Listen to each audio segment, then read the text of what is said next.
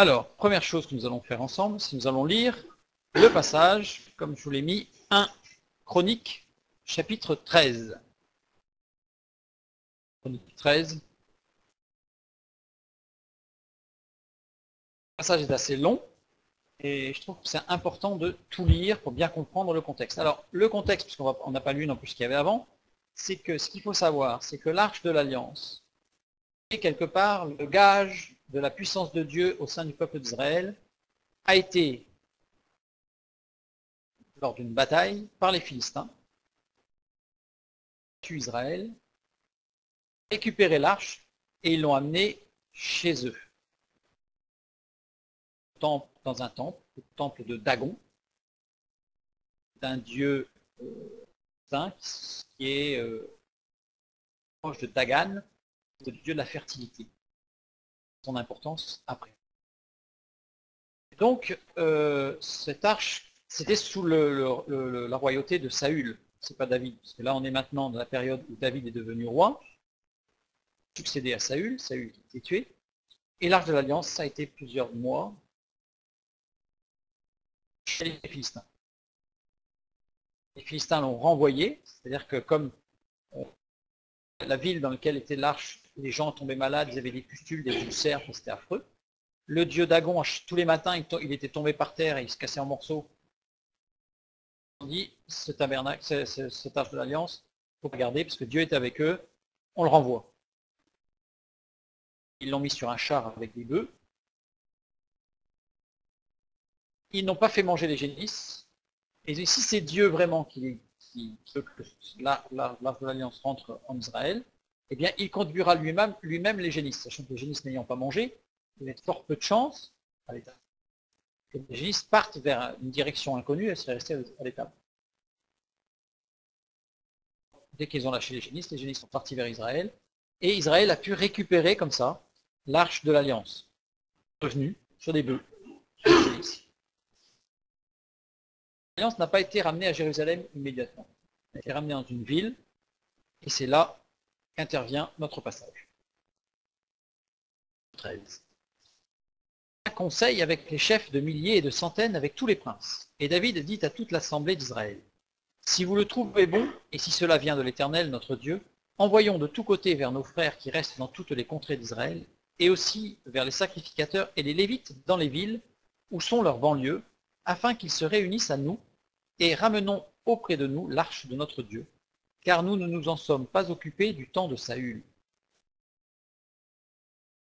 Car la chose parut convenable à tout le peuple. Israël depuis Shishor, d'Égypte, jusqu'à l'entrée de Hamath, pour faire venir de Kirjat-Jéarim l'arche de Dieu, qui avait été entreposée à Kirjat-Jéarim, cette ville. Et tout Israël monta à Baala, à Kirjat-Jéarim, qui est à Juda, pour faire monter de là l'arche de Dieu, devant laquelle est invoqué le nom de l'Éternel, qui réside entre les chérubins.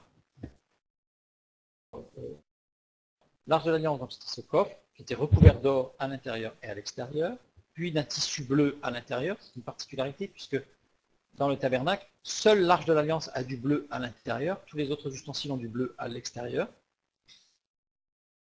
L'arche de l'Alliance est surmontée par une planche recouverte d'or, sur laquelle étaient fabriqués en une seule pièce 2 anges, dont les ailes se touchaient par le dessus pour couvrir, et elles étaient face à face aux anges. C'est très important.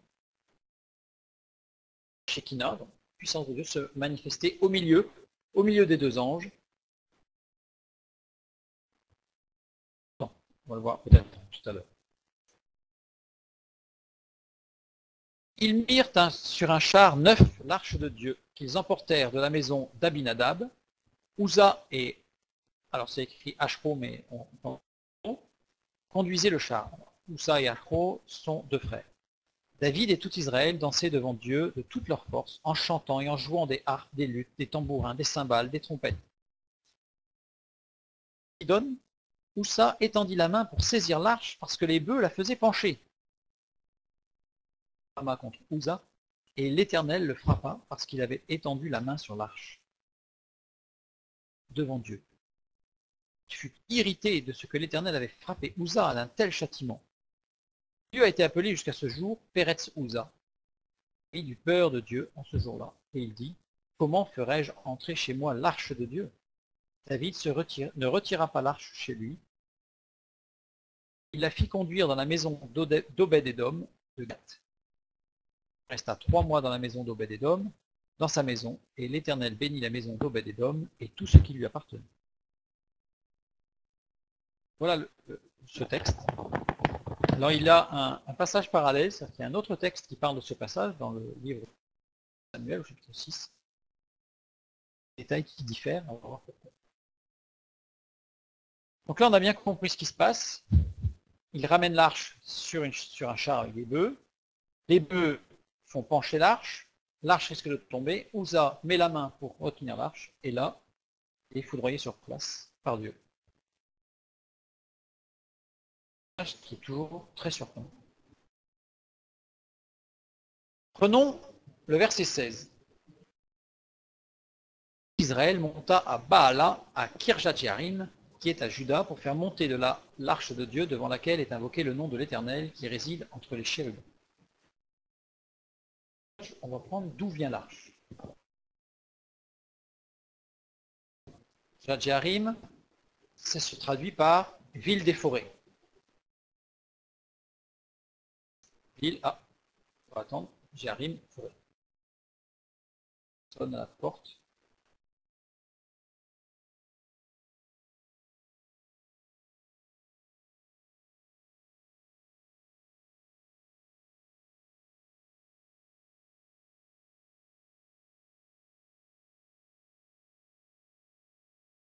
Alors pour ceux que ça va intéresser, je n'ai pas de notes.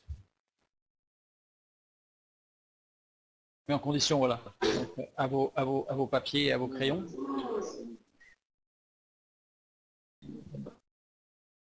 Il n'y a pas tout. Il faut beaucoup de choses.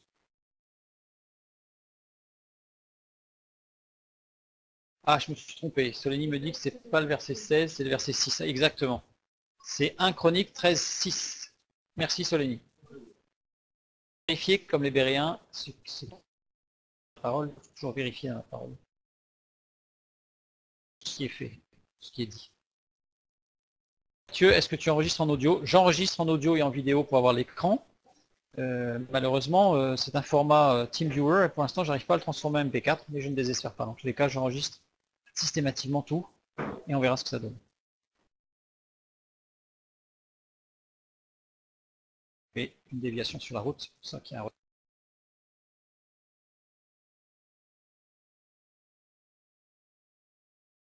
Bonsoir Nadia.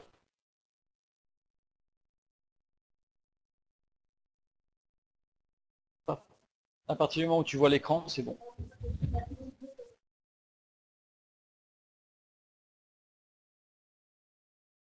Alors,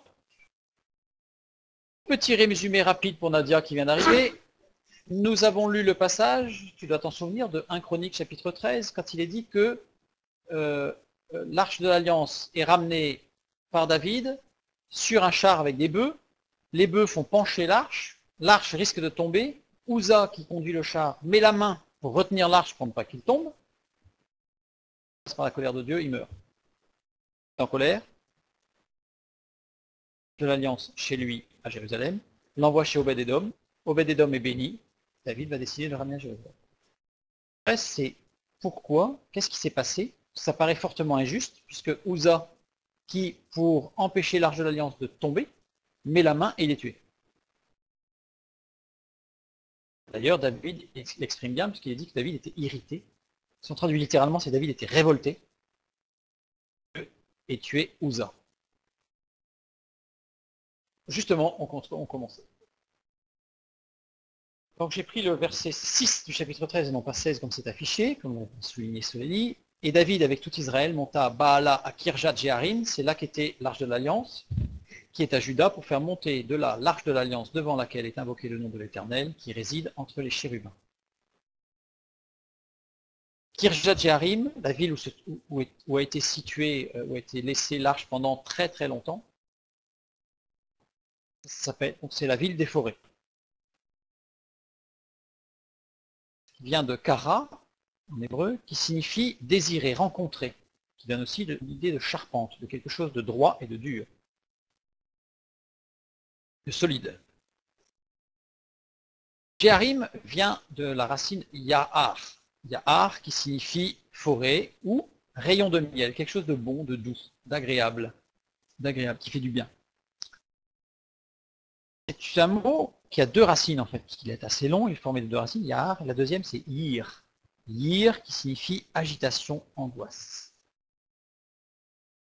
Un mot en fait qui parle de quelque chose de bon, de doux, mais qui amène l'angoisse et l'agitation.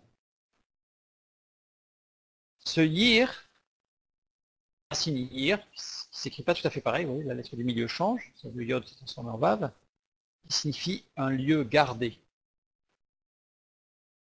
Ouvrir les yeux. Complètement décousu. Ce nom de lieu paraît complètement bizarre.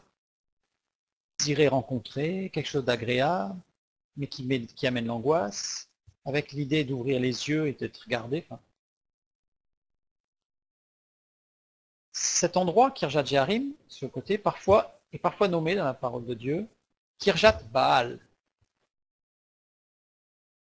On a vu que Kirjat, ça veut dire désirer, rencontrer.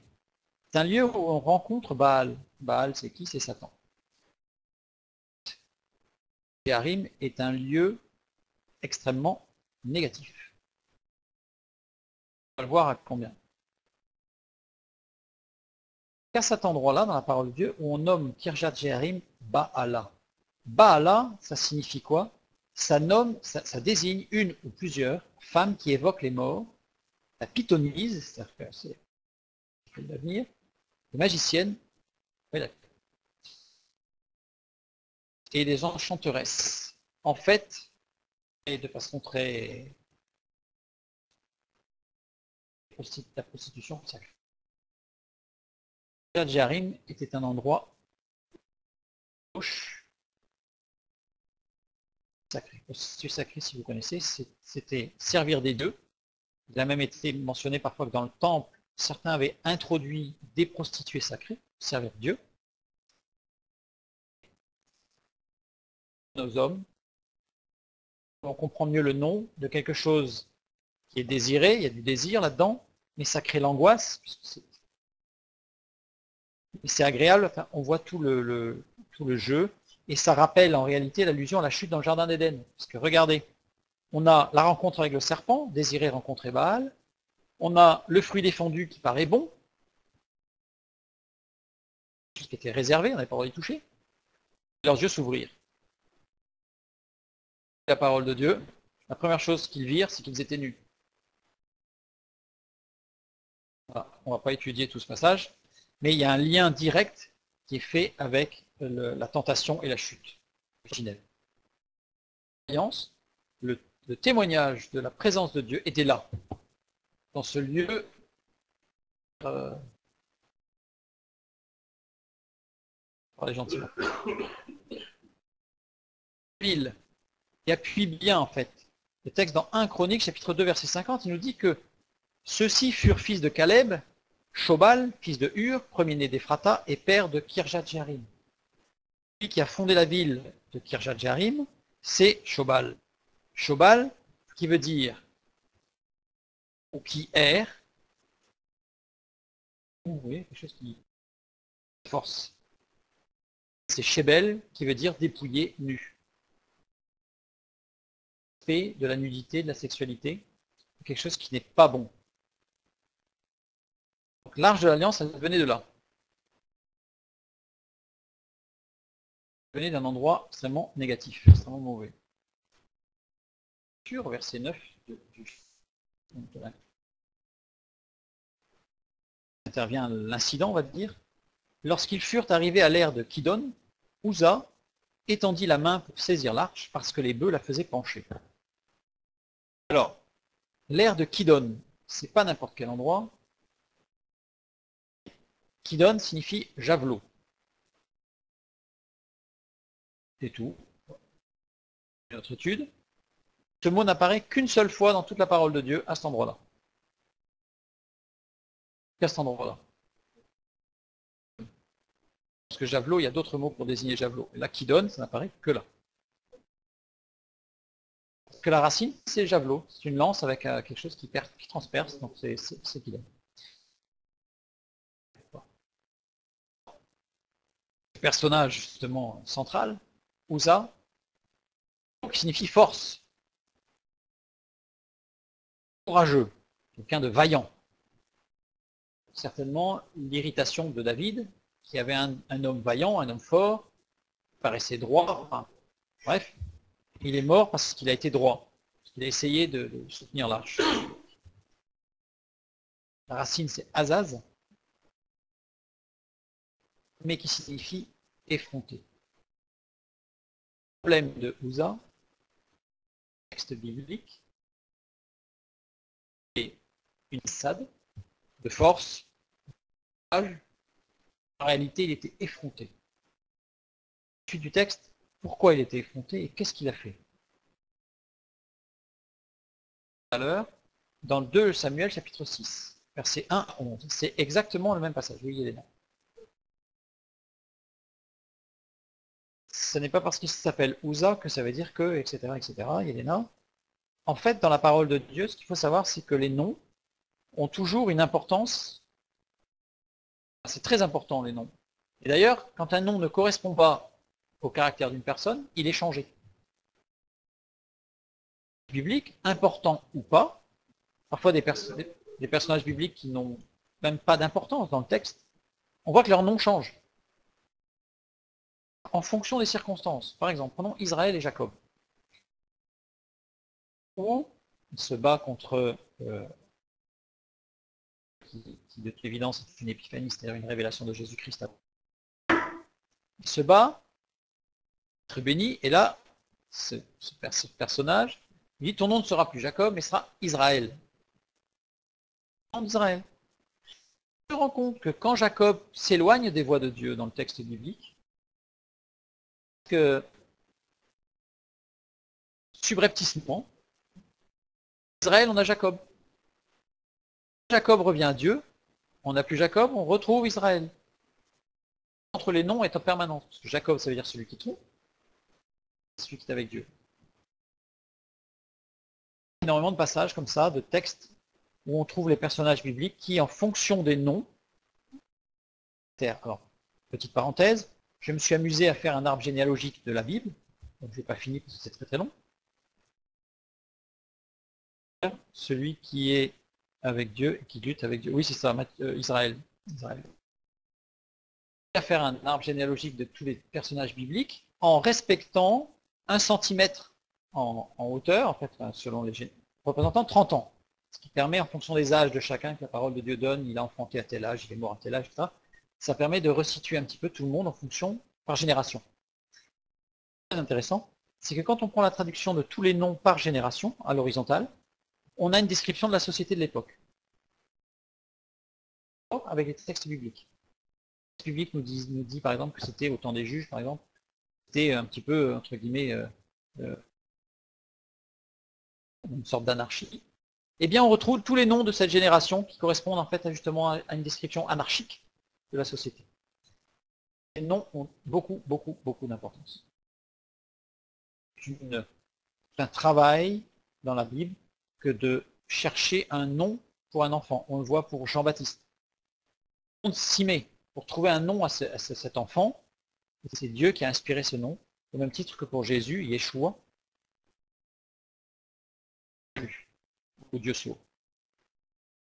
Passage parallèle, Samuel chapitre 6, versets 1 à 11. 6, c'est-à-dire l'équivalent du verset que l'on vient de lire dans le premier livre des Chroniques. Lorsqu'ils furent arrivés à l'ère de Nakon, Uza étendit la main vers l'arche de Dieu et la saisit parce que les bœufs la faisaient pencher. À une nuance près, c'est que l'ère n'est pas Kidon, mais Nakon. C'est-à-dire qu'on a deux noms différents pour un même endroit. Les deux noms sont complémentaires. C'est une description de ce qui se passe. On va voir que c'est très important par la suite. Nakon, ça signifie préparé et sûr. Un endroit sûr, droit, plan, calme, solide. On ne s'enfonce pas. On ne risque pas de tomber. On ne risque pas de se faire mal. C'est un endroit qui est vraiment préposé pour une pause telle que pour l'Arche de l'Alliance. Et aussi, ce mot n'apparaît qu'une seule fois. À cet endroit-là. Donc, c'est-à-dire que c'est vraiment sciemment que le Saint-Esprit a inspiré ces deux mots. Ils n'apparaissent qu'à cet endroit-là. Kaun, qui veut dire être ferme, être stable, être établi, être fixé, être bien droit. C'est pas une route, un endroit escarpé, quelque chose qui était dangereux. Quelque chose de bien droit, de sécurisé, de sécuritaire. C'est vraiment, on y est bien. On y est bien. Donc ici, à cet endroit-là, ce qu'on y voit, c'est que on a choisi l'endroit, le problème. Quel est le problème? Uza étendit la main pour saisir l'arche. Donc voilà. C'est pour la retenir. Achaz. Achaz signifie saisir, prendre, s'emparer. C'est vrai qu'il s'est jeté dessus. Il n'a pas juste mis la main, il s'est jeté dessus. Le terme, en fait, montre bien qu'il s'est jeté dessus. Qu'il a voulu l'attraper à plein. C'est dans 2 Samuel et dans 1 Chronique. La conjugaison. Ce ne sont pas les mêmes conjugaisons. Donc là encore, ça va nous permettre de comprendre ce qui s'est vraiment passé. L'action menée par Uza. Qu'est-ce qu'il a fait? La conjugaison dans 1 Chronique, c'est un mode infinitif. Ça veut dire quoi? Ça veut dire que c'est le mode de l'insistance. C'est-à-dire que dans les textes bibliques, en général, quand ce mode est employé dans le verbe, on rajoute certainement, vraiment, de façon certaine, c'est sûr. C'était pas hésitant. Non. Sur l'arche, sans hésiter. Sans hésiter. Comment le livre de Samuel, conjugaison de mode imparfait, mode de la répétition. Ça veut dire qu'en fait, Uza, c'est pas qu'une seule fois qu'il s'est jeté sur l'arche, c'est plusieurs fois. En fait, à chaque occasion, il se jetait sur l'arche. À chaque occasion, il l'a touché. Pourquoi? Et Elena? Exactement, comme dit Frédéric, comme dit Elena, en fait, il cherchait à s'approprier la bénédiction de Dieu. Quand on regarde les généalogies, quand on regarde les chroniques, sa famille ne faisait pas partie de celles qui devaient toucher l'arche.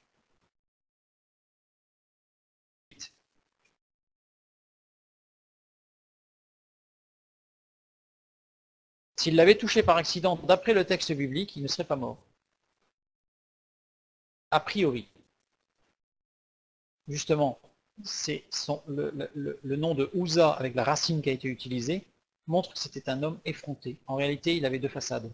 Enfin, il avait une façade, il avait la réalité. C'est déjà arrivé que des gens la touchent, pas morts. On le voit dans le livre de Samuel, et ils ne sont pas morts.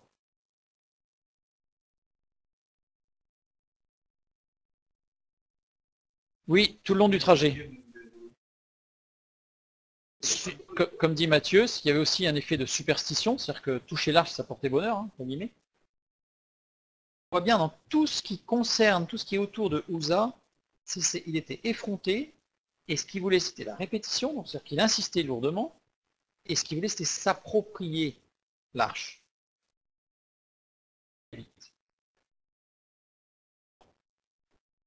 Pourtant, parce que on sait aujourd'hui, encore par rapport à l'Arche de l'Alliance, on va en faire beaucoup de parenthèses, je crois. Aujourd'hui, les Juifs attendent la venue du Messie. Ils ont déjà préparé la construction du 3e temple, tout est prêt. Une seule chose n'est pas prête, l'Arche de l'Alliance, et on va voir pourquoi à la fin. Parce que d'abord, ils n'ont pas les plans, donc ils ne peuvent pas le reconstruire. Et deuxièmement, les textes bibliques sont très clairs au niveau prophétique, c'est-à-dire qu'au moment de la fin des temps, l'arche réapparaîtra. On va voir comment déjà. Et ces Lévites, aujourd'hui, on les repère, parce que nul ne sait s'il est Lévite ou pas. Bon. Perdu, donc ils ne savent pas. Ils ont remarqué que les Lévites portent tous différences génétiques par rapport aux autres.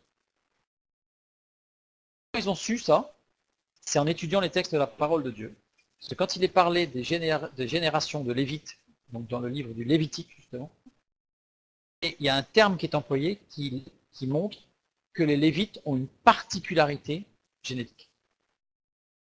Les généticiens israéliens, en appui sur le texte, ont fait des prélèvements de sang à tous ceux qui voulaient, à tous les volontaires, donc il y a eu des milliers, ils ont analysé et ils ont retrouvé ceux qui avaient une différence génétique par rapport aux autres, et maintenant ils savent qu'ils sont Lévites. Je suis en Israël, au musée du temple. Plein de pièces qui ont été retrouvées ou reconstruites, et il y avait une trompette qui a été trouvée et qui a été nettoyée et qui était entreposée. Il y avait un juif. Donc. Mais alors, avec son épouse, mais il était en admiration devant ces objets. Et à un moment donné, il demande, est-ce qu'on peut ouvrir la vitrine pour que je touche l'objet? La personne qui tenait le musée n'avait pas de problème. Il a ouvert la vitrine, il a pris la trompette et il a dit, est-ce que je peux en jouer? Côté, j'étais très surpris.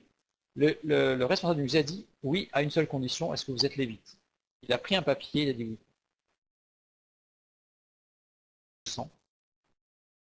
Que ceux qui sont vraiment en amour avec Dieu se préparent spirituellement à la venue du Messie pour le servir. Ça va très très loin, parce qu'il était lévite. Conservatoire peut-être. Il a sorti un son en tout cas. C'est plutôt une sorte de grand tube avec un pavillon. Donc Uza n'était pas de cette lignée-là. Donc Uza n'avait pas à toucher l'arche. Alors là, c'est une erreur de David et des anciens, parce que pourtant il a pris conseil auprès des anciens, on l'a lu tout à l'heure. Les Lévites, et normalement, il était formellement interdit, c'est stipulé par Moïse, que l'arche soit transportée par des animaux.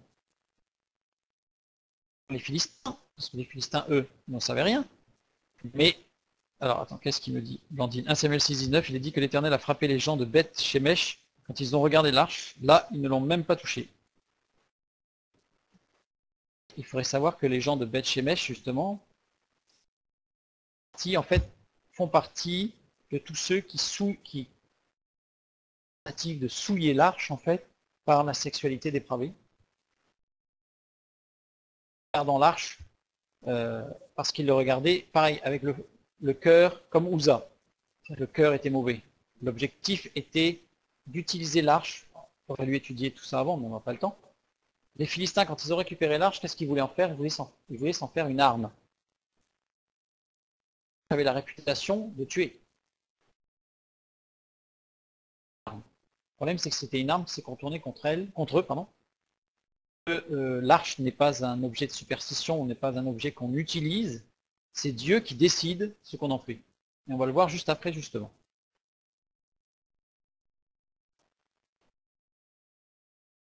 À essayer d'outrepasser l'ordre de Dieu. Orgueil et à répétition. Il a perdu la vie. C'est le mode de conjugaison de l'imparfait dans le 2e livre de Samuel qui montre qu'il y a une répétition. Ça n'aurait pas été de l'imparfait, ça aurait été de l'infinitif, au bon infinitif aussi.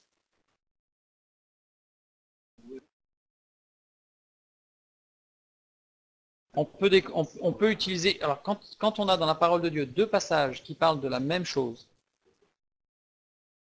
bien regarder tous les mots, parce que comme on a vu pour l'ère de Kidon et de Nakon, il y a des mots qui changent, il y a des conjugaisons qui changent, et à chaque fois ça se complète. Oui, Léna. Pourquoi c'est pas écrit plus clairement? Confusion. D'abord, pour un juif qui lit en hébreu, ça prête pas à confusion. Pourquoi en français? Parce que ce qu'il faut savoir, c'est que, petite parenthèse encore, ce qu'il faut savoir, c'est que les traductions françaises sont issues à la base de ce qu'on appelle des textes reçus, qui sont des manuscrits qui ont été retrouvés dans des poubelles, dans des zones de stockage pour déchets du monastère de Sainte-Catherine, dans le Mont Sinaï, enfin dans ce qu'on appelle le Mont Sinaï.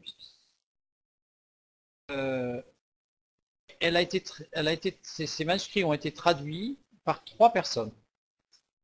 personnes n'étaient ni chrétiennes, ni la foi, et 2 de ces 3 personnes étaient des ivrognes invétérés reconnus pour leur ivrognerie.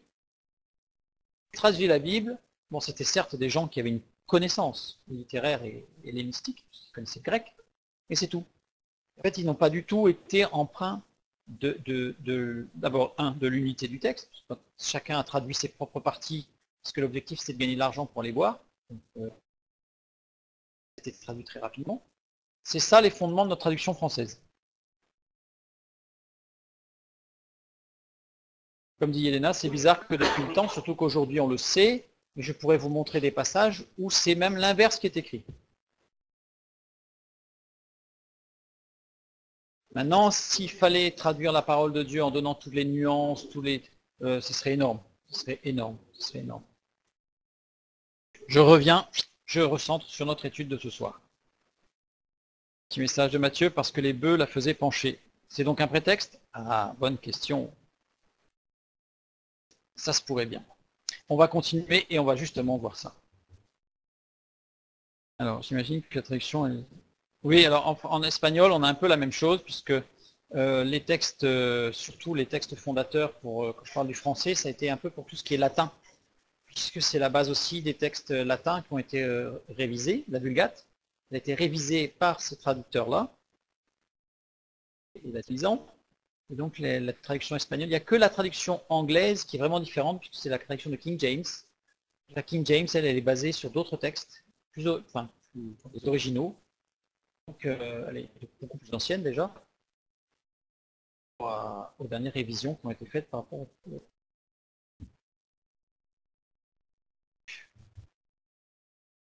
Pour Matthieu, ça tombe bien. Les bœufs la faisaient pencher. Donc là, on a les mêmes expressions, donc le même mot. Hop là. Oui, les textes reçus, c'est ça, merci Claude. Les textes reçus, hein, les textes reçus. La faisait pencher, shamat. Shamat, c'est se relâcher, se coucher. Quand on regarde le texte original, il n'est pas dit que les bœufs ont fait pencher l'arche. Le sujet bœuf, et il n'y a pas de complément du sujet. C'est-à-dire que en fait, c'est un verbe qui... Il n'y avait pas le là, en fait. Vous voyez, le là qui est ici, là, il n'y a pas là. Coucher. Les bœufs se sont couchés. Se sont arrêtés. Qu'ils se soient arrêtés, comme l'a dit souligné Matthieu, pour Uza, c'est un prétexte pour se jeter une fois de plus sur l'arche. J'ai l'impression que, en fait, il y avait plusieurs choses. C'est que, un, il voulait s'emparer de l'arche. Le texte est très clair. 2, certainement qu'il voulait paraître aussi, puisque par effronterie, il voulait montrer que c'est lui qui gérait, en fait, alors que ce n'était pas à lui de faire, et qu'on va le voir un peu plus loin, Dieu sait très bien gérer l'arche lui-même. C'est assez surprenant. Dans le texte de Frédéric, c'est les bœufs avaient glissé. Non, les bœufs se sont couchés. Ils se sont couchés. Et quand les animaux se couchent, en lien avec un acte spirituel avec Dieu, ça veut dire que là, normalement, Dieu demande un sacrifice. Parce que justement, il y a quelque chose qui ne va pas. Qui doit être tenue, et non pas un moment où on se jette sur l'arche. Où les animaux se sont couchés, et à ce moment-là, ça voulait dire que Dieu demande une action particulière. Comme la naisse de Balaam, comme donc dans la Bible, mais aussi dans d'autres textes que on fait allusion Paul à Crète, quand il dit vous, les Crétois, il parle de Crétois et Dieu, qui servait Dieu, et quand il y a eu la peste les Grecs, à Athènes, Tite, qui a été consulté, a dit moi, je ne peux rien vous dire, le seul qui pourra vous parler, c'est Dieu, c'est le Dieu créateur unique qui a envoyé cette peste, parce qu'il a besoin de donner un message. Le seul homme qui pourra vous révéler ce message, c'est un Crétois. Ce qu'il faut savoir, c'est que Athènes il a fallu que les Grecs aillent jusqu'en Crète, fassent venir cet homme. Cet homme a dit c'est la part de Dieu. Il a fait mettre des moutons, il les a fait jeûner, je crois que c'est une semaine, à la prairie, Et il a dit, là où les moutons se couchent sans manger de l'herbe, ça faisait une semaine qu'ils n'avaient pas mangé les moutons. Un autel à l'Éternel Dieu créateur, seul vrai, et vous sacrifierez le mouton. Manger de l'herbe, ils se sont tous couchés à des endroits différents, ils ont fait les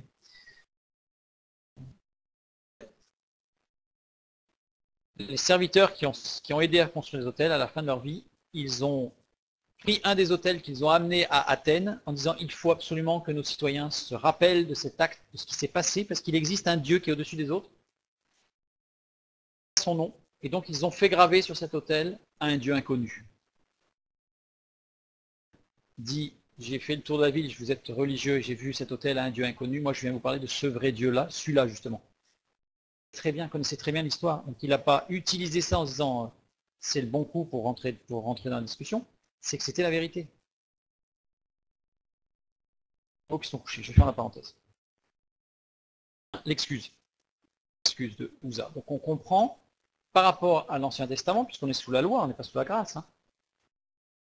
Ah, ça s'est mal passé pour lui, on verra peut-être à la fin, si en fonction du temps, je vous expliquerai pourquoi, quand on touchait l'arche de l'Alliance, on mourrait.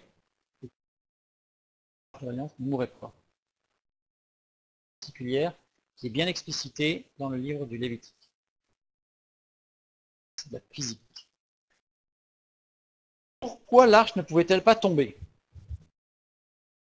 ne risquait pas de tomber. Mais ça va beaucoup plus loin que ça. L'arche ne risquait en aucun cas de tomber. Pourquoi? Voici une représentation de l'arche. On n'en a pas, on ne sait pas exactement, on sait que c'était un coffre dont on connaît les dimensions. Il y avait des barres de chaque côté qui étaient tout recouverts d'or, avec deux anges sur le dessus dont les ailes se touchaient et qui se regardaient ou qui regardaient le propitiatoire. Tout était recouvert d'or, qui avait une sorte de guirlande, de corniche en haut. Que la largeur ou la longueur, 2,5 coudées.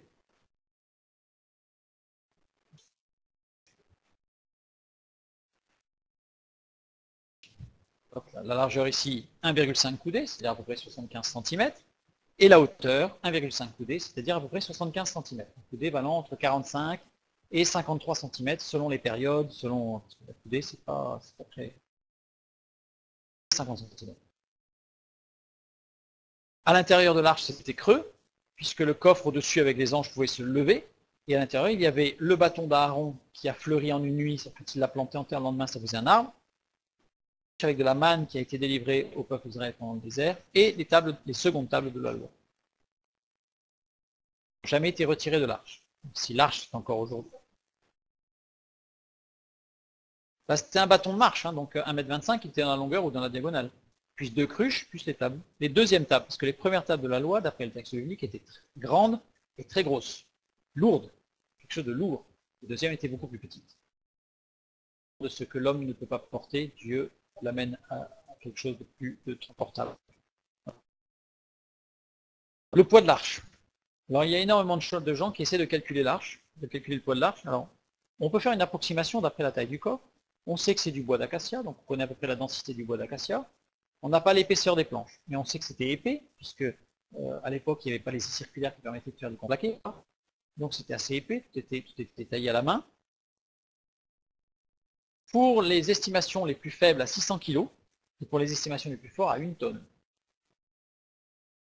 Pur, battu. Or, c'est lourd. Les chérubins, ils étaient quand même assez gros. Alors certains annoncent un poids de 80 kg. Totalement impossible, puisque vu la masse d'or qu'il y avait dessus, déjà, rien qu'un archange, il fait déjà plus de 80 kg. Et on va voir pourquoi. Parce que le problème, c'est que c'était porté par les Lévites.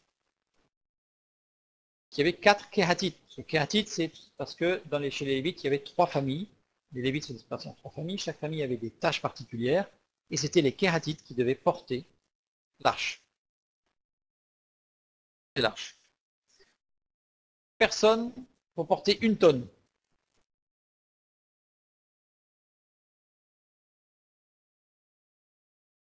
Ça fait beaucoup par Lévite, tout à fait. Tout à fait, ça fait même énorme.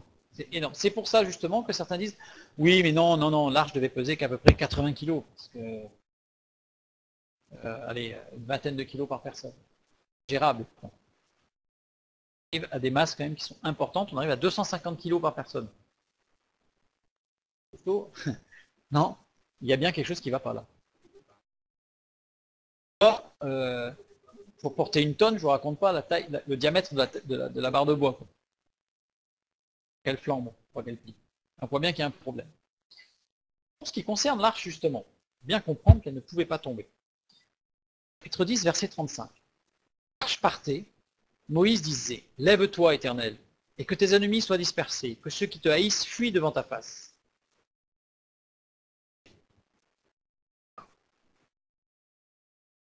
Ça veut dire quand l'arche remuait, arrachait, extraire, s'éloigner, lever. L'arche se levait. Naka, c'est donc nun kaf, qui signifie flotter. Se mettait à flotter. Frédéric me dit d'où lévitation. Eh bien oui, en fait, le mot lévitation vient des Lévites. Que l'arche de l'Alliance lévitait. Il disait maintenant on part, l'arche se levait. Et les Lévites qui portaient l'arche, en fait, elles ne portaient pas l'arche. Les Lévites qui portaient l'arche, en fait, ils étaient là, ils l'accompagnaient. De Dieu, c'est que son poids n'est pas trop lourd. Il porte.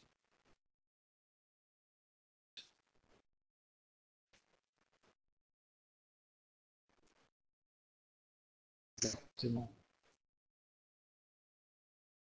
De cette arche de l'Alliance, c'est que malgré ce poids qui paraît complètement énorme, pour le serviteur, ce n'est rien. L'Alliance, léviter. Lévitation vient de lévite.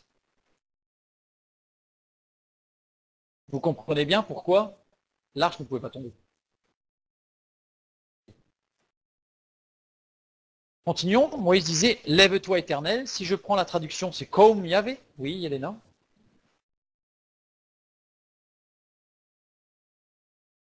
C'était. Alors Yelena pose la question, ça servait à quoi qu'ils mettent des génisses pour la porter? C'est-à-dire qu'ils ont forcé Dieu à aller là où ils auraient dû préparer les Lévites. Les Lévites se seraient approchés. Et quand les Lévites se seraient approchés, l'arche aurait lévité. Sur un char, en disant, tu viens avec nous, et boum, et on y va. Dans la vie chrétienne, c'est la même chose. Quand on suit Dieu, tout va bien. Quand on dit à Dieu de nous suivre, ça va beaucoup moins bien. Beaucoup moins bien.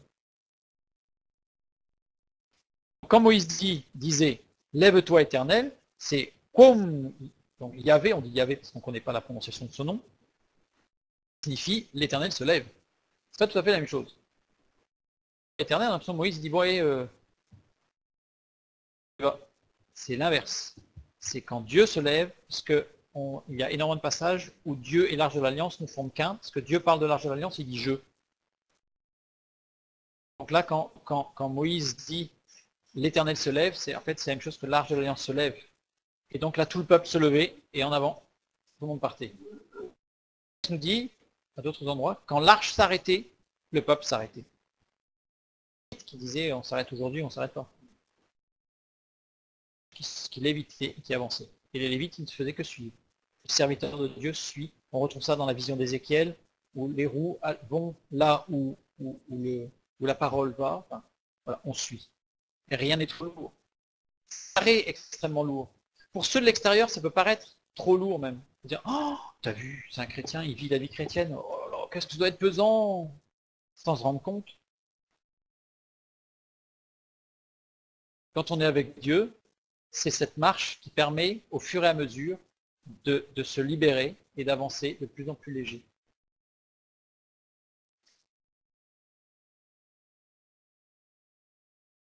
Un chrétien, en fait, pour quelqu'un qui vit avec Christ, ça n'est pas difficile. C'est pour ça. Je donne un exemple.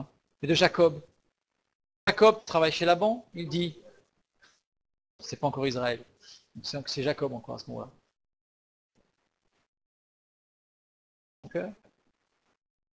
Bon, je veux épouser Rachel. Laban lui dit, ok, tu travailleras 7 ans. Le texte lui nous dit que ces 7 années lui parurent comme un seul jour parce qu'il aimait Rachel. Littéral. En fait, Jacob faisait confiance à Dieu. Et ces 7 années qui paraissent une éternité. Pourquoi? Parce que le poids qu'on nous met sur les épaules, le poids de l'existence, le poids de nos soucis, c'est Dieu qui les porte. C'est ce qui paraît, c'est la folie des hommes qui est sagesse de Dieu. Petite parenthèse, puisqu'on parle de lévitation, remarquez que l'ennemi s'est acharné à essayer de singer Dieu, comme il essaie toujours de le faire, par la lévitation. Soi-disant par la méditation, etc. Les gens peuvent léviter. Ils peuvent léviter, ça arrive. C'est de méditation.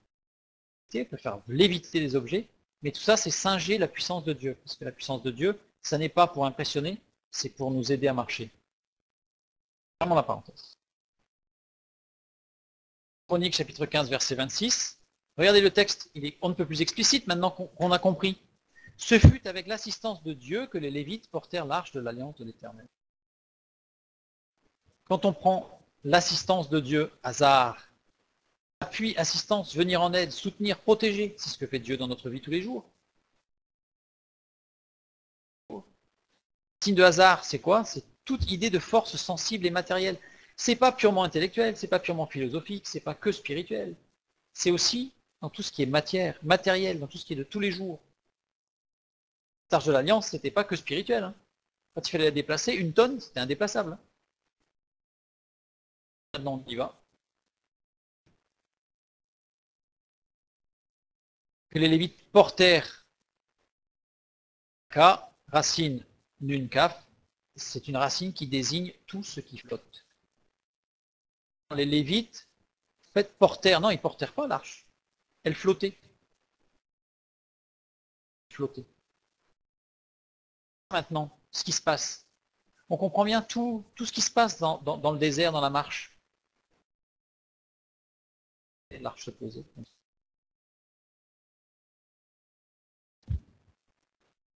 Continuons. Pour bien montrer l'implication que ça a, et ça permet de comprendre certains passages de la Bible qui sont autrement incompréhensibles. C'est situé dans le Saint des Saints du tabernacle. Je l'ai expliqué tout à l'heure, c'est-à-dire tout au fond.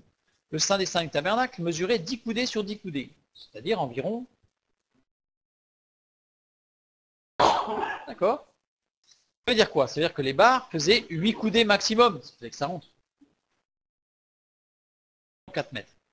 La place pour un porteur, 8 moins 1,5, 8 coudées de long, moins 1,5 c'était l'arche, dans la plus petite largeur, divisé par 2, puisqu'il y en a de chaque côté, 3,25 coudées, c'est-à-dire 1,60 m par porteur. C'est grand, ça laisse de la place. J'ai qu'il y ait jusqu'à 8 porteurs. 8 porteurs sur 1 tonne, ça fait encore 125 kg par personne.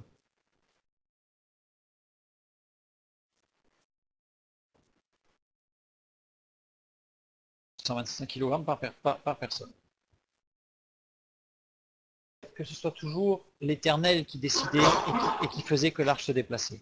Lisons dans 1 Roi chapitre 8 verset 6. Portèrent l'arche de l'alliance de l'Éternel à sa place dans le sanctuaire de la maison, dans le lieu très saint, sous les ailes du chérubin. Ça, ce passage-là, je ne l'ai pas introduit, pardon, c'est quand Salomon a construit son temple, construit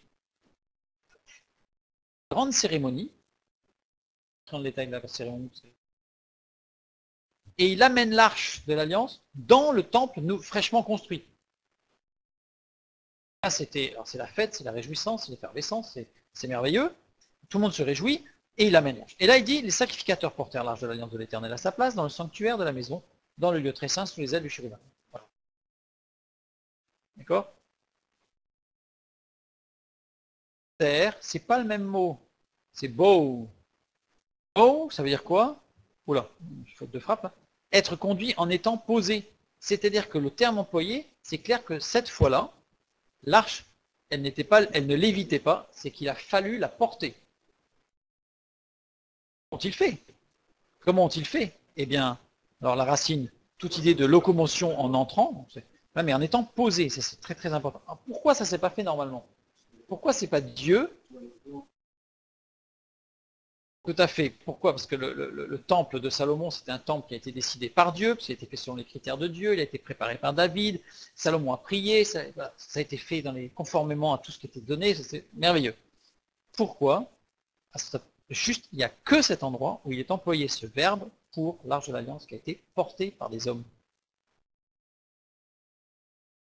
Pour l'instant, je compte un peu plus loin. 1 Roi chapitre 8, verset 9, 3 versets plus loin. On va avoir une expression telle que leur extrémité se voyait du lieu saint devant le sanctuaire. Le lieu très saint faisait 20 coudées par 20 coudées. L'Alliance qui rentrait dans un endroit qui faisait 10 coudées par 10 coudées, comment est-ce que c'était possible que les barres dépassaient dans un endroit qui était 2 fois plus grand? Parce qu'ils ont été obligés de rallonger les barres. Rallonger les barres parce que cette fois-ci, il a fallu la porter. Les autres fois, elles n'étaient pas portées, elles se portaient.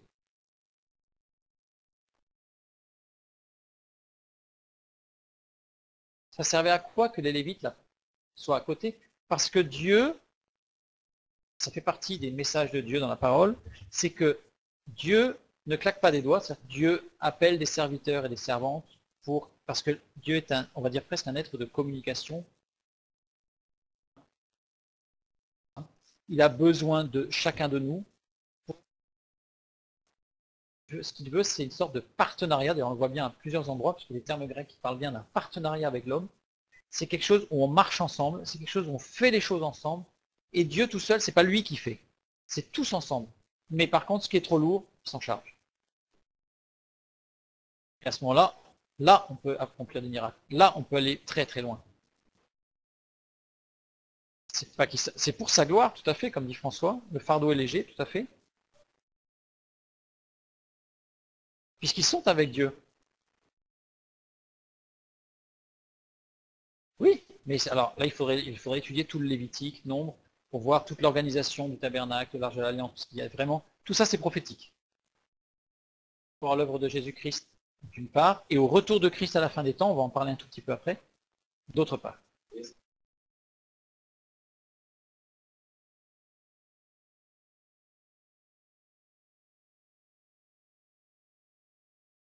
Est-ce qu'il était prévu autre chose?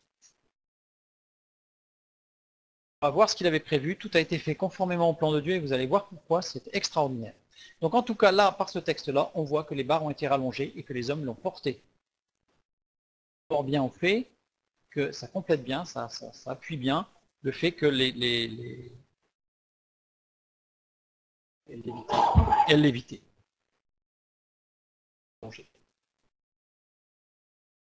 Un roi, chapitre 8, verset 6. On continue ce passage de la dédicace du temple avec l'arche de l'alliance que l'on met dans le temple. Les sacrificateurs portèrent l'arche de l'alliance de l'Éternel à sa place dans le sanctuaire de la maison, dans le lieu très saint, sous les ailes du chérubin. C'est ce que nous venons de lire. On continue.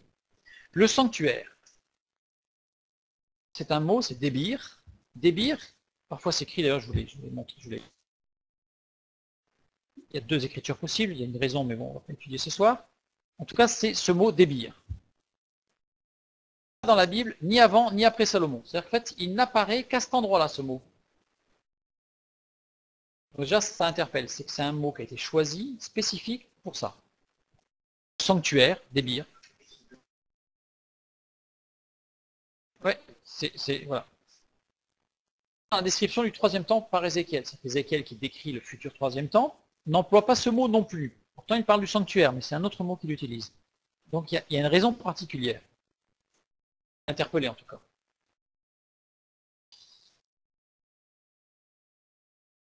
Les sacrificateurs portèrent l'arche de l'alliance de l'Éternel à sa place, dans le sanctuaire. Ça peut très bien se traduire par dans ou vers.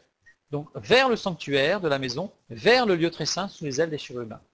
Rien ne nous dit dans ce texte que la destination finale de l'arche de l'Alliance était le lieu très saint. Rien ne nous le dit. Pas dit. Prenons 1 Roi chapitre 8 versets 10 et 11, donc encore un tout petit peu plus loin dans la dédicace. Au moment où les sacrificateurs sortirent du lieu saint, la nuée remplit la maison de l'Éternel. Les sacrificateurs ne purent pas y rester pour faire le service à cause de la nuée, car la gloire de l'Éternel remplissait la maison de l'Éternel. Il y a quelque chose qui est compréhensible. rapporté pendant le règne de Salomon, que celui-là. Le règne de Salomon. Pour manifester la puissance du Saint-Esprit et la sagesse, jamais manifester la puissance de l'action du bras de Dieu, comme on dit, physique par des miracles. Seul à cet endroit-là. C'est qu'il y a quelque chose d'important. C'est qu'il y a quelque chose d'important. Moïse introduit l'arche dans le tabernacle, dit qu'il termina son travail, et alors, et seulement alors, la nuée apparaît. Serait-ce le seul endroit où Dieu ne respecterait pas ses serviteurs avant la fin? Quoi? Pourquoi, c'est une question que je me pose, pourquoi Dieu est intervenu de telle sorte que ses serviteurs soient obligés de sortir alors qu'ils n'avaient pas fini le service? C'est le seul endroit dans la parole de Dieu où on a ça. Particulière. Il y a une raison particulière. Le discours de Salomon qui suit. Le discours de Salomon qui suit. 1 Roi chapitre 8, versets 12 à 27. Alors là, je vous fais grâce, on ne va pas tout lire. Mais Salomon prononce un discours très touchant aux enfants d'Israël, rassemblés à Jérusalem.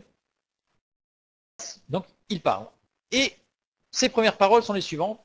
L'Éternel veut habiter dans l'obscurité, qui sera ta demeure, un lieu où tu résideras éternellement. Obscurité, Araphel. Profonde et totale. Il y a un problème.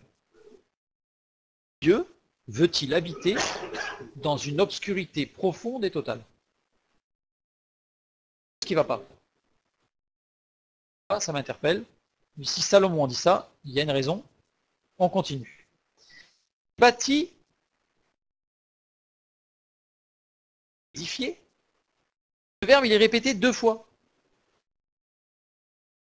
Dans le texte, en hébreu, ce verbe est répété 2 fois. J'ai bâti une maison. En hébreu, dans la parole de Dieu, ça veut dire qu'il y a eu 2 actions menées. A bâti 2 maisons. Une maison qui sera ta demeure. C'est la traduction d'un seul mot, Zéboul, Séboul, qui veut dire splendide, digne de toi. Donc j'ai bâti une maison dans la maison, où tu résideras éternellement. Dans son discours, verset 27,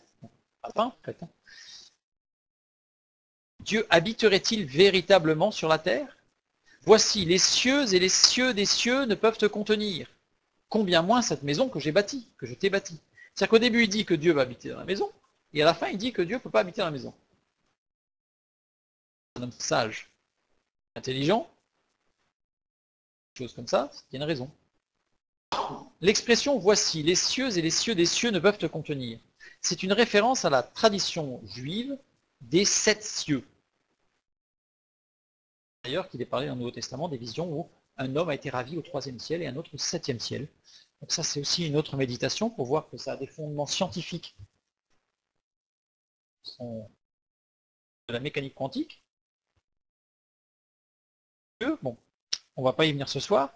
En tout cas, c'est cette description. Et en hébreu, le plus bas de ces 7 cieux, celui qui est tout en bas, enfin, qui est considéré le plus bas mais qui est central au 7, c'est très particulier, hein, bon, s'appelle Araphel.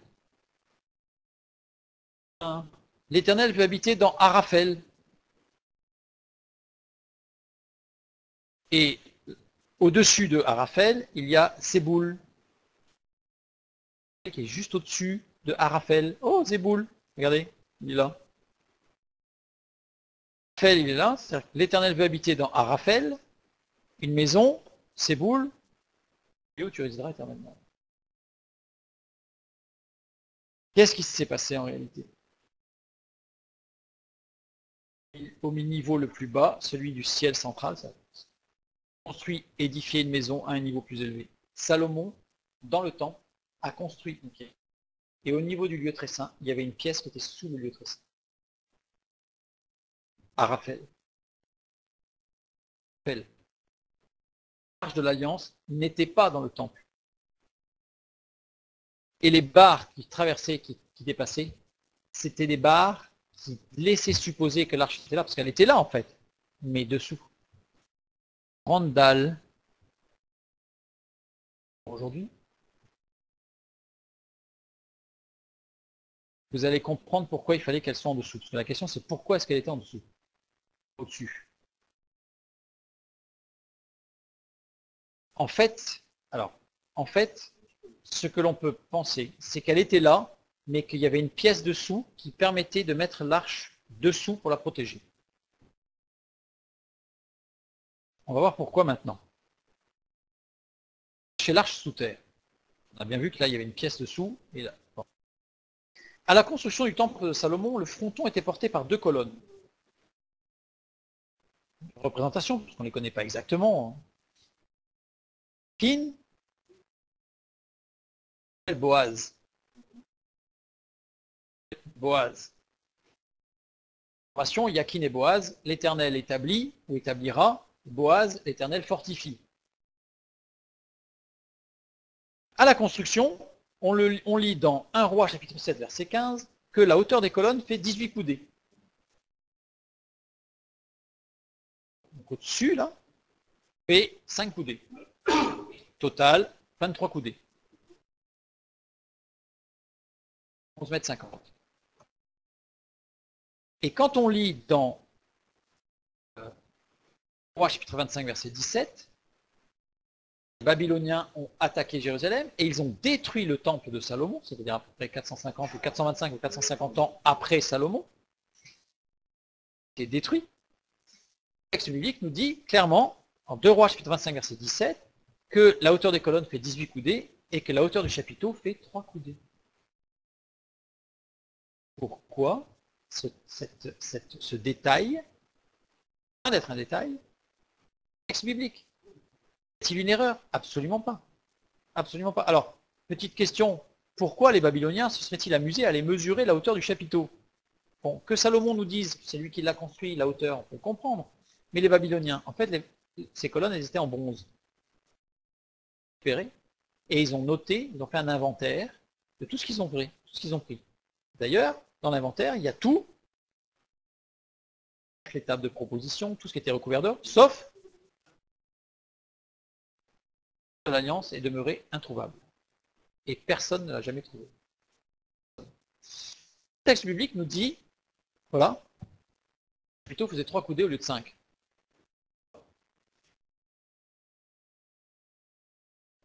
Je vais essayer quelque chose qui ne fonctionne pas. Que je peux. Voilà.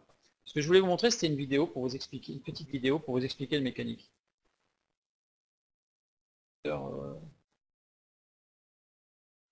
Alors j'essaye de faire un changement d'écran. Vous voyez, j'ai pas mal d'écrans en cours là. Tac, ici je l'ai. J'espère que vous verrez bien. Ah mais là, ça, on ne voit pas. En fait, on ne le voit pas. Donc ça ne fonctionne pas. Mais c'est pas grave, je vais expliquer quand même ce qui se passe. Les colonnes étaient remplies de sable. Elles étaient creuses. À l'ouverture à la base de la colonne, le sable s'est coulé. Quand le sable s'est coulé, le chapiteau descendait, puisque le sable s'écoule, donc par le sable descend. Et en descendant, il y a un système exactement comme les Égyptiens. Merci Frédéric. D'ailleurs, on verra que Salomon a... Le texte biblique nous dit qu'il s'est marié à la fille du pharaon, une égyptienne. Le texte littéral, il n'est jamais dit qu'il s'est marié. C'est une femme d'Égypte qui est venue. Hiram est celui qui a fabriqué le temple. La technique égyptienne était utilisée là, et on en a une trace archéologique puisque sous l'esplanade, on a retrouvé une pierre rectangulaire qui fait toute la longueur du temple, qui fait 35 tonnes, un bras de levier, et qui s'appuyait sur les colonnes. D'ailleurs, Yakin et Boaz, ça veut dire la base du levier. La base du levier. Donc, quand le sable s'écoule, le chapiteau descend. Le chapiteau descendant, ça fait un contrepoids. La base de 35 tonnes se lève et l'arche descend dessous, plus accessible puisqu'il y a une pierre par-dessus. Et on ne peut pas la récupérer, l'arche. Pour l'instant, on ne peut pas la récupérer puisque c'est sur l'esplanade de la mosquée. Donc ça appartient au... En fait, ça n'a pas été récupéré. Alors, alors il y a énormément de souterrains, donc est-ce qu'elle est toujours là à cet endroit ou pas, ça on n'en sait rien. Non, elle n'a pas l'évité. A priori, parce que Dieu avait tout prévu pour qu'elle soit cachée à cet endroit-là, parce que d'après les prophéties, elle reparaîtra au moment où Jésus reviendra sur terre. Le biblique nous dit bien qu'elle reparaîtra à l'endroit du troisième temple. Troisième temple, parce qu'il y a eu le deuxième sous Hérode. On a vraiment la description, et c'est très important, parce que aujourd'hui c'est les musulmans qui sont sur l'esplanade, d'accord? On a même la mosquée du Dôme, qui est à l'endroit supposé du temple, et on se rend compte qu'en réalité, la mosquée du Dôme, elle n'est pas de la Kaaba, elle n'est pas du temple de Salomon.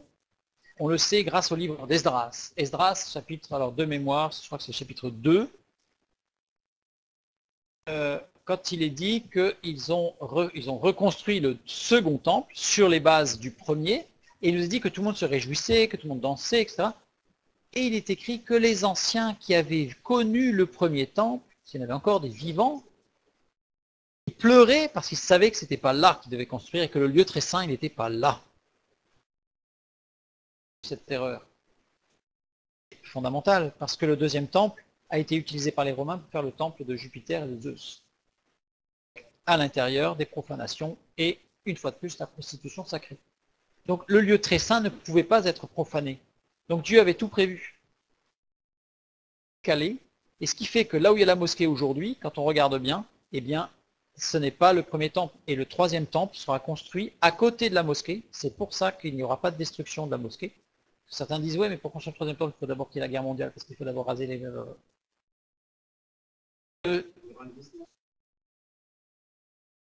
Donc le troisième temple sera construit à côté de la mosquée.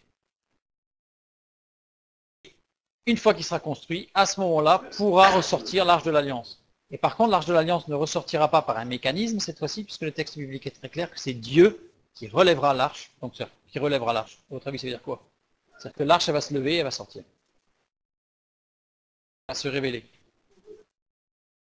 Non, ça, parce que la raison pour laquelle, bon, je n'ai pas prévu de dire tout ça, mais on continue. La raison pour laquelle les musulmans ne veulent absolument pas qu'il y ait ni de recherche sous l'esplanade, ni qu'il y ait des juifs, ni quoi que ce soit, ils veulent absolument personne, parce que dans le Coran, il est parlé de l'Arche de l'Alliance.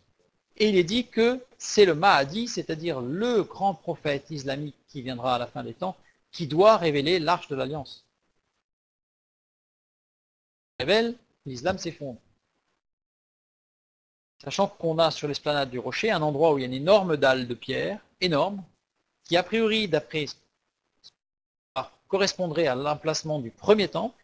Et quand on demande ce que c'est que cette grande dalle, ils disent c'est un lieu maudit puisque des gens ont creusé ici des choses et ils ont enterré des trésors. Tout correspond. Tout correspond. Parce que l'heure n'est pas venue, Elena. Très très peur. Ils ont très très peur de ce qu'il y a dessous. Pour cause. Pour cause. Parce que si l'arche était révélée, toute la parole de Dieu est montrée vraie. Mais l'heure n'est pas venue. L'heure n'est pas venue. Les musulmans, oui, les musulmans. Eux-mêmes qui disent qu'il y a un trésor, mais un trésor maudit. Que celui qui le découvre, la boîte de Pandore, c'est en fait s'ils le découvrent, pour eux c'est la fin du monde.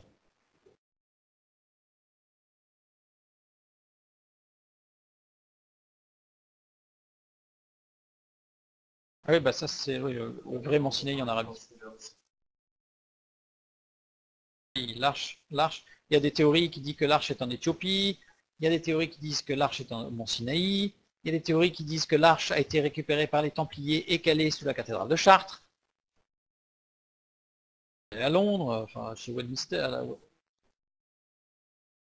sous le mont Golgotha, c'est alors il y a une théorie qui dit que l'Arche de l'Alliance serait cachée sous le mont Golgotha par des tunnels, puisqu'il y a énormément de cavités qui ont été creusées par David et même avant, c'est par les Yébousiens, c'est ce que disent les textes bibliques, et que d'ailleurs certains tunnels, les textes bibliques les décrivent, et c'est grâce à la description des textes bibliques.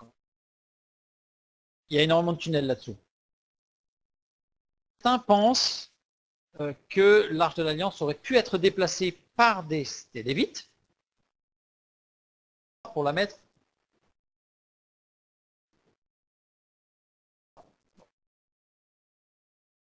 parce qu'en fait, ça expliquerait pourquoi, à la mort de Jésus, le rocher Golgotha s'est fendu, parce que le sang de Christ a coulé le long de cette fente pour se retrouver sur le propitiatoire de l'Arche de l'Alliance.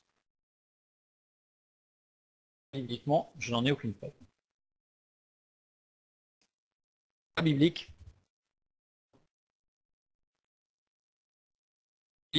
Sur les colonnes qui bougent, sur les piliers, puisqu'on voit bien, il faudrait plus de temps pour Yakin et Boaz, qui sont vraiment le point de base et le levier qui permet de lever. Donc voilà, c'est assez extraordinaire. On a d'autres passages qui nous montrent tout ça, c'est dans Cantique des Cantiques, parce que le Cantique des Cantiques est un livre extraordinaire qui se lit comme des poupées gigognes sur des tas de sujets, puisqu'on a le sujet de la sexualité dans le couple, et avant le couple. On a le sujet de la vie de l'Église, on a le sujet du rapport Église en Israël, et sagesse de Dieu, écrit des passages qui sont manifestement des passages à tiroir. C'est-à-dire des passages où en fait il y a énormément de choses à lire.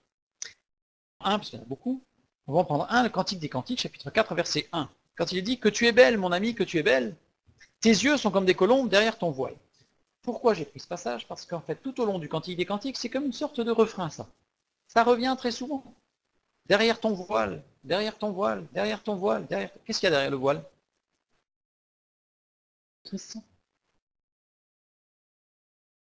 Là, il y a un truc. C'est le lieu très saint. Tes yeux sont des colombes. Aïn, tes yeux. Ça veut dire yeux, en effet, mais ça veut dire aussi source de vie. Colombe, Yona. Yona qui signifie colombe, mais qui signifie aussi, qui vient de la racine Yaïn, qui signifie le vin ou la cave en sous-sol où le vin est entreposé. Lire sans tordre le texte, on peut le lire en disant les de vie sont dans la cave. Voilà. C'est un message de Salomon. Il y a énormément d'autres passages qui nous montrent un lien permettant de voir la vidéo. Non, parce qu'en fait, je vous l'enverrai si vous voulez par mail, parce que c'est un petit fichier